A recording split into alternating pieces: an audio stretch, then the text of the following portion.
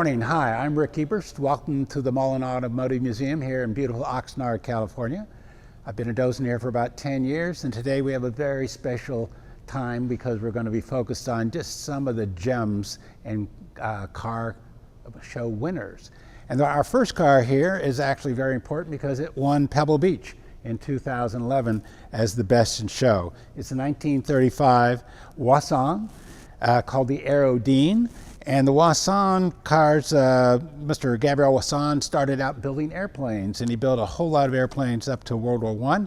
And after World War I, he started building automobiles, and he built them all in about the same way that he built his airplanes. So almost all those cars have aluminum bodies, and they are all very sleek. And you can even see the hood ornament here. It looks like a bird. It's called the coquette, and it has these struts to hold up the front fenders, much like that you would see on an airplane. It is a two-tone car, and another interesting feature of the car is this whole roof recedes back over the trunk, and it has little windows in the top so that when you put the top back, you can see out of the rear window. Now, I'm going to come around here and open the door so you can look inside at this lovely interior.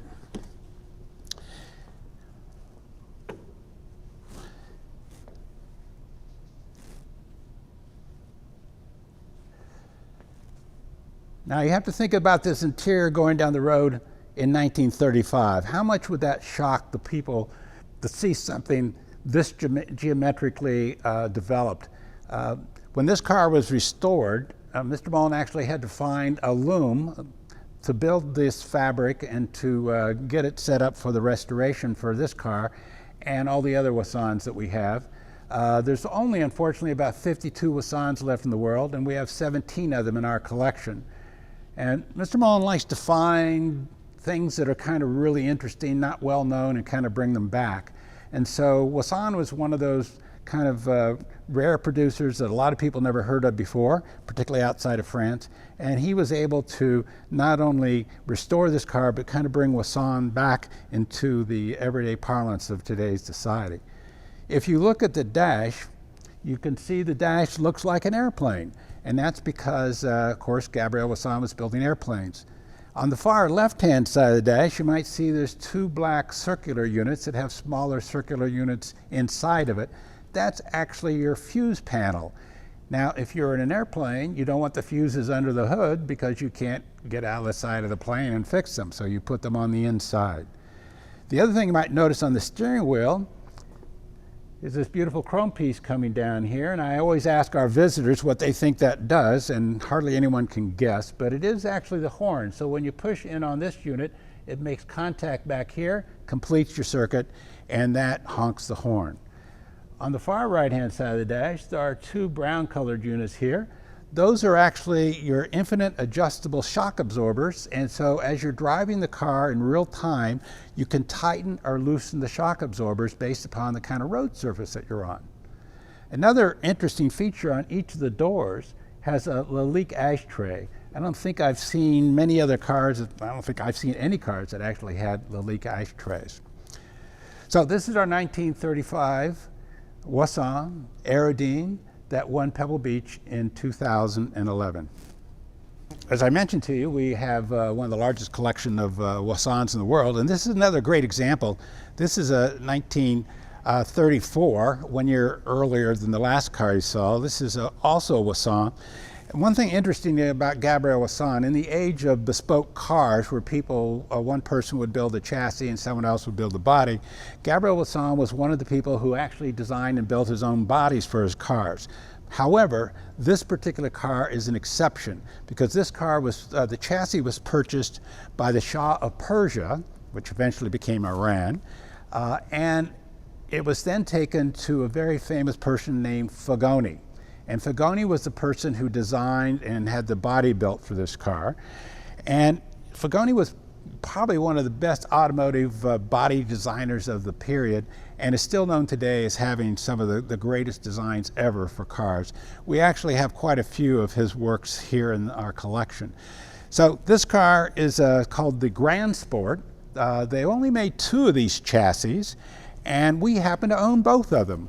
One has a body that was built by Gabriel Voisin, and this one, of course, has a body that was built by Figoni. It has this lovely wood trim all the way around, this hand-carved wood trim, and with the ostrich skin interior in it. You can also see again the horn up here that you saw in the Aerodine. Interesting story about this car. The Shah of Persia used to drive this car around with his gun bearer sitting next to him, and if he saw anything, a wild animal or whatever, that he wanted to go after, he would just stop the car and would go hunting. So, interesting car. Mr. Mullin was able to purchase this car and had this total complete restoration. It's won many, many awards, and it's just one of the most beautiful cars I think we have in our collection. I would say that many women who come to our museum prefer this as the car they like the best. At least that's what they tell me. But it's hard to choose given all the choices that we have. So this is again the 1934 Voisin Grand Sport with the body by Figoni.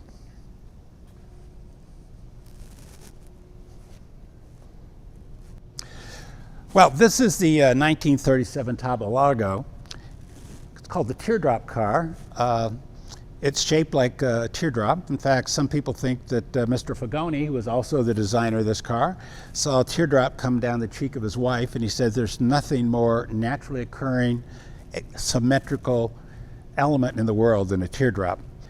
Now, this car actually is a race car. It raced and came in second at Le Mans, and the next year its sister came in first, so it is a race car. And when Le Mans first started, the Grand Prix racing were actually street legal cars, not like you see today with the Formula One cars.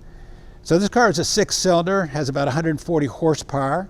It also has a Wilson pre-selector on it, which is a racing feature that allows you to shift gears without actually reaching down to touch a shifting lever. You just have a lever. In this case, it's on the column, and you move it where you want it. It also has a sunroof on it. And Figoni was a person who invented sunroofs. So it's kind of an interesting combination of features. If you look behind the doors in the back, you'll see the trafficators or turn signals. The friend of one of the owners said he thought he could drive this car from Paris to Nice, France in less time than it took the train. And it took the train, he made quite a large bet, and it took the train about 10 hours, and he was able to drive this car from Paris to Nice in 9 hours and 45 minutes, and he won a large amount of money. So it's really interesting. You think about this, driving through the Maritime Alps in this kind of car in curvy roads and still going as fast as you could. Oh. See if we can open the door here.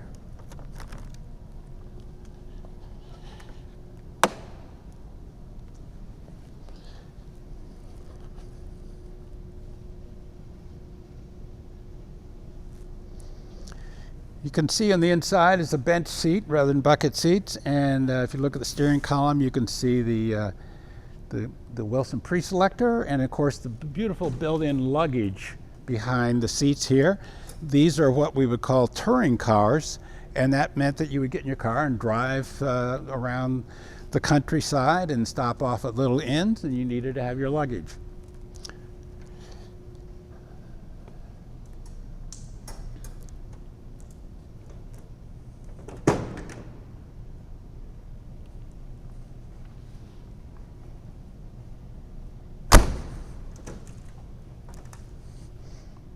I believe we're opening the hood here, which is a real treat to see this lovely engine. Gorgeous aluminum engine, like I said, 140 horsepower, 3 carburetors, beautifully finished.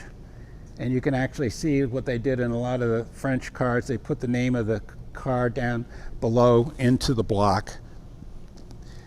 And the interesting thing, of course, about all these cars is the inside of the cars are just as well finished as the outside. And they're actually all pieces of artwork. Some of these engines, when you see them running, it's like watching way beautiful Swiss watch movements. They're just very smooth, very calm, but yet very powerful. Well, we have another Figoni car here that is a 1937 Delahaye 135, actually MS, because it's got 3 carburetors. It's a 6-cylinder engine. Beautiful body by Figoni. This car actually was purchased by a gentleman in England, and shortly after he picked up the car, he was an international trader, he had the car shipped to India. And he was friends with several Maharajas over there, and one of the Maharajas, who was a pretty high-ranking prince, fell in love with this car and basically said, I want the car, and he ended up buying the car from the Englishman. The car was then handed down to several different other Maharajas, and as it got handed down, one of the Maharajas was actually in a car accident with it where the rear end and the front end were damaged. The Maharaja somehow thought that he could restore the car himself, and so he started the restoration and was never able to finish it. And eventually another Englishman was able to buy the car after it sat up on blocks for many years, and took the car apart and shipped all the parts back to England, where it was restored by a British company. The British company evidently didn't know Delahaye very well because they didn't put the headlights in the right spot, which I think probably the Maharaja had made that mistake himself. But when Mr. Mullin eventually bought this car, he undertook a complete restoration and restored the headlights to where they're supposed to be, built into these pontoon fenders. Now, Figoni had his workshop near an airport in France and outside of Paris. And because he had this close proximity to an airport, he was very highly influenced by aeronautical design. He was also lucky because a lot of people that own airplanes could afford to buy his cars. So if you look at the bulbous fenders up here, that is really a sign of Figoni.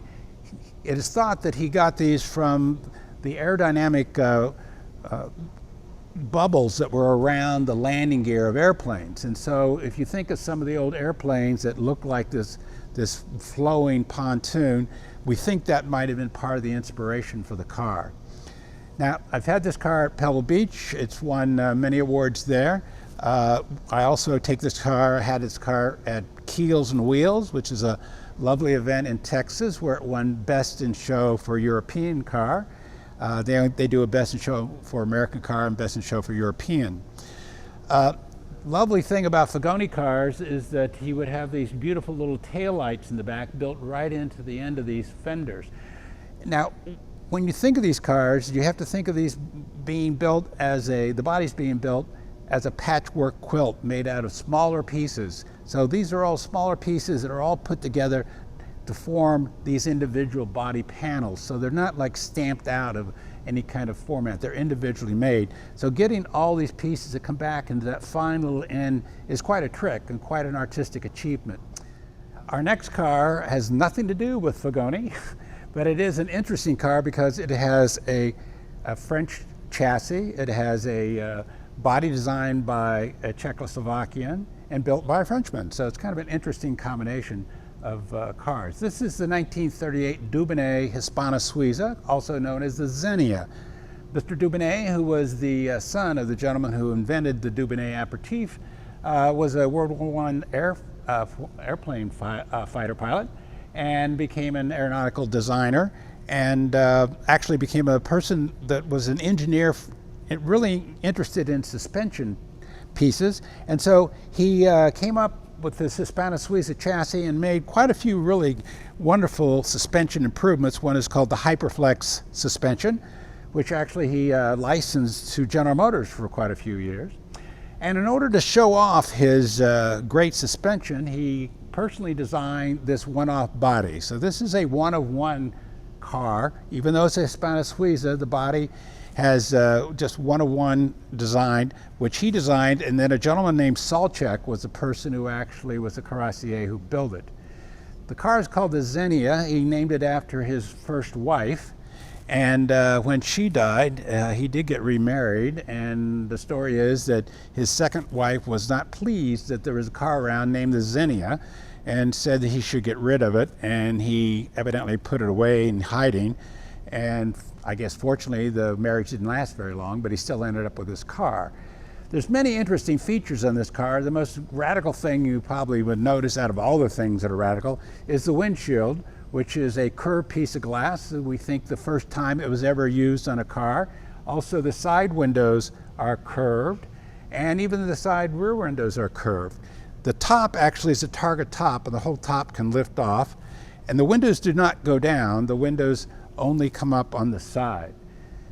If you come back to the back, you might notice that some people think this car was the one that inspired the Batmobile, given its radical design. It also has, you'll call it a trunk here, that lifts up, and there's custom-built luggage that's designed on angles to fit into this area. Interesting historical piece about this car is this car, right after World War II, led the parade through the St. Cloud Tunnel when they reopened it after World War II. And so this car was the first car that went through there. The car actually came back to France a few years ago when they reenacted that opening of the St. Cloud Tunnel. And there's an interesting historical piece there also, in that a gentleman came up to the car and started crying when he saw the car, and it turned out he was the 10-year-old who was sitting in the back of the car because his father was given the privilege to drive this car through the tunnel. So they allowed the gentleman to sit in the back when they reenacted that, so he got a chance to ride in it again. Well, we have the hood open here in our Dubonnet Xenia, and it is a 6-cylinder, about 8-liter, 160 horsepower, single carburetor updraft. This has a 3-speed transmission, and if you can look at the side, you can again see on the side that the Hispana Suiza logo is over there on the side of the engine, which is a feature on most all these French cars. We have opened both of the doors, and I want to, when we get a chance to show you that, I want to show you how interesting these doors are. This car actually won Best in Show at the Windsor Castle Concours in England, and it's won many other awards because of its beautiful restoration and its wonderful design. And of course, it is a one-of-one car. So the doors on this actually come out and then move back to the rear on both sides. Really provides a lot of easy access to the car. You might notice that the starter is actually down here between the seats next to the gear shift lever. And of course, it just has this cocoa mats on the floor and bamboo around the steering wheel. The steering wheel, if you notice, also, like most of the cars at the time, had adjustments on it, because as you were driving, you had to adjust the advance and retard on the ignition, the air-fuel mixture, and there's also a throttle.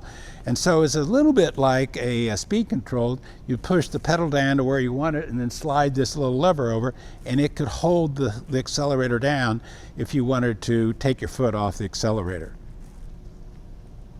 So again, this is our 1938 Hispana Suiza Dubonnet, also known as the Xenia.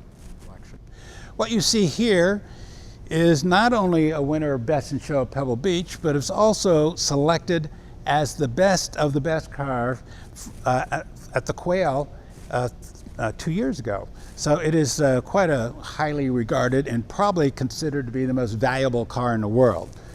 At least we think it's the most valuable car in the world. It's a 1936 Bugatti Type 57 SC, also called the Atlantique.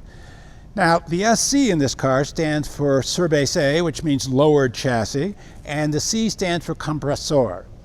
Now, the first owner of this car was Lord Philip Rothschild of England. This was actually his college car. He drove this car around Cambridge when he was 18 and going to Trinity College.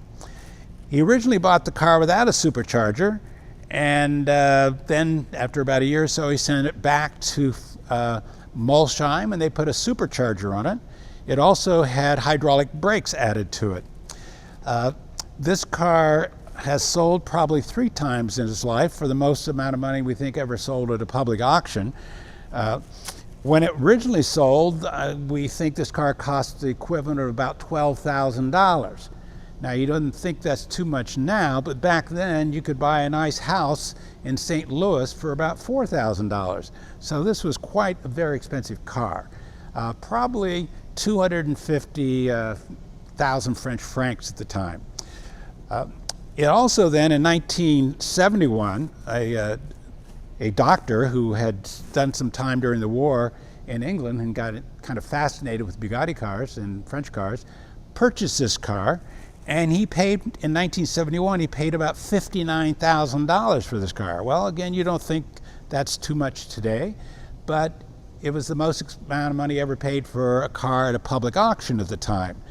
Now, I happen to own a 1966 Corvette, and when it was brand new, it cost $6,000.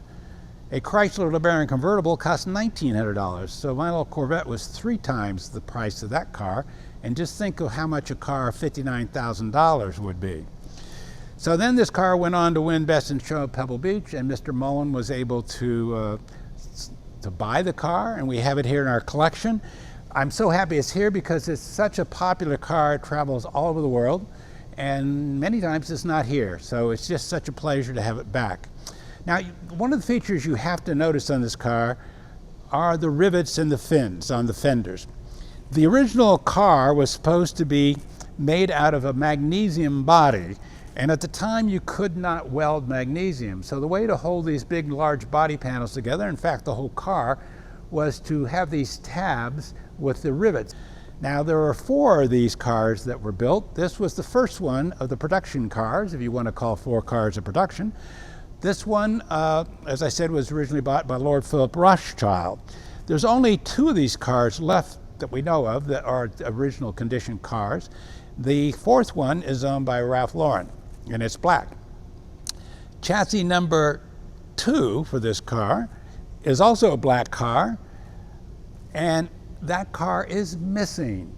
We're not sure what happened to it, but I would think if you ever go to any old barns, you might want to keep your eye open. We don't know if it was destroyed during the war. We don't know if it was buried, because a lot of Bugattis were buried and hidden away during the war.